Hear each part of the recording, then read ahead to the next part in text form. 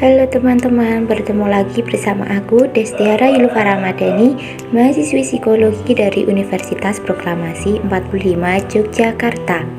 Di video kali ini kita akan membahas teori analisis faktor dari Hans G. Eysen. Sebelum ke pembahasan, kita akan mengenal siapa sih Hans G. Eysen. Nama lengkap beliau yaitu Hans Jürgen Eysen. Lahir di Jerman pada 4 Maret 1916, meninggal pada 4 September 1997. Hans Eysen merupakan anak tunggal. Ayahnya adalah Katolik dan ibunya seorang Yahudi. Tak lama setelah ia lahir, orang tuanya bercerai. Kemudian ia tinggal bersama nenek dari ibunya.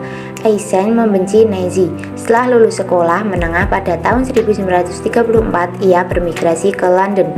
Rencana awal belajar fisika di University College London, beralih ke bidang psikologi. Ia melanjutkan menyelesaikan PhD pada tahun 1940 di bawah pengawasan Kay Rilbert. Hans Eysen adalah seorang psikolog Inggris kelahiran Jerman yang karyanya paling terkenal berfokus pada kepribadian dan kecerdasan. Ia juga tokoh yang sangat kontroversial karena pernyataannya bahwa perbedaan rasial dalam kecerdasan adalah hasil dari genetika. Salah satu metode yang dipakai Eysen adalah teknik statistik yang disebut analisis faktor.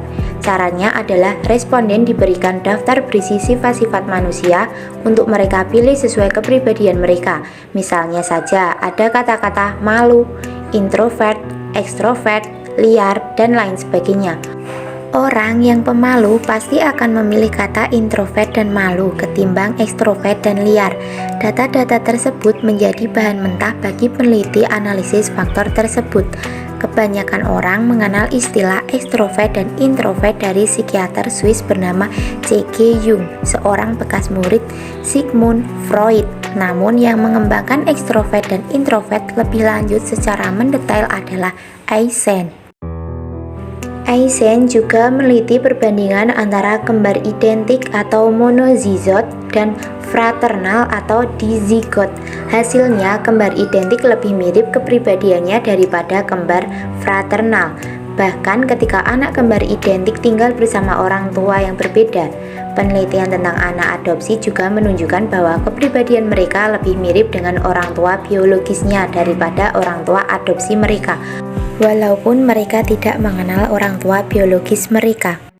Definisi kepribadian menurut Eysen, kepribadian adalah keseluruhan pola tingkah laku aktual maupun potensial dari organisme, sebagaimana ditentukan oleh keturunan dan lingkungan. Pola tingkah laku itu berasal dan dikembangkan melalui interaksi fungsional dari 4 sektor utama yang mengorganisir tingkah laku: sektor kognitif atau intelijen, sektor konatif atau karakter, sektor afektif atau temperamen, sektor somatik atau constitution. Pada teori sifat Eysen menjelaskan 3 dimensi kepribadian, yaitu yang pertama ekstraversi dan introversi, yang kedua neurotisme, yang ketiga psikotisme. Ekstraversi dan introversi. Orang-orang ekstroversi mempunyai karakteristik utama, yaitu senang bercanda, penuh gairah, cepat dalam berpikir, optimis. Orang-orang introvert mempunyai karakteristik sifat-sifat yang berkebalikan dari mereka yang ekstrovert. Mereka dapat dideskripsikan sebagai pendiam, pasif, tidak terlalu bersosialisasi, hati-hati, tertutup, penuh perhatian, pesimistis, damai, tenang, dan terkontrol. Neurotisme. Eysen menyatakan bahwa beberapa penelitian telah menemukan bukti dari dasar genetik untuk sifat neurotik, seperti kecemasan, histeria, dan gangguan obsesif kompulsif. Psikotisme. Orang yang skor P tinggi biasanya egosentris, dingin, kejam, agresif, curiga.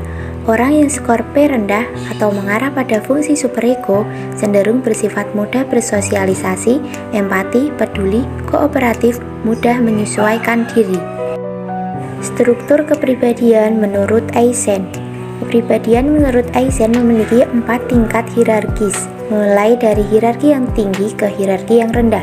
Yang pertama, type, yang kedua, traits, yang ketiga, habit, dan respons spesifik. Hierarki tertinggi yaitu type, kumpulan dari trait. yang mewadahi kombinasi trait dalam suatu dimensi yang luas. Hierarki kedua yaitu trait, kumpulan kegiatan, kumpulan respon yang saling berkaitan atau mempunyai persamaan tertentu. Hierarki ketiga yaitu habitual response, kebiasaan tingkah laku atau berpikir, kumpulan respon spesifik, respon yang berulang-ulang terjadi kalau individu menghadapi kondisi atau situasi yang sejenis. Hierarki terendah yaitu specific respon, tingkah laku yang dapat diamati yang berfungsi sebagai respon terhadap suatu kejadian. Sekian yang dapat saya sampaikan, semoga bermanfaat. Terima kasih.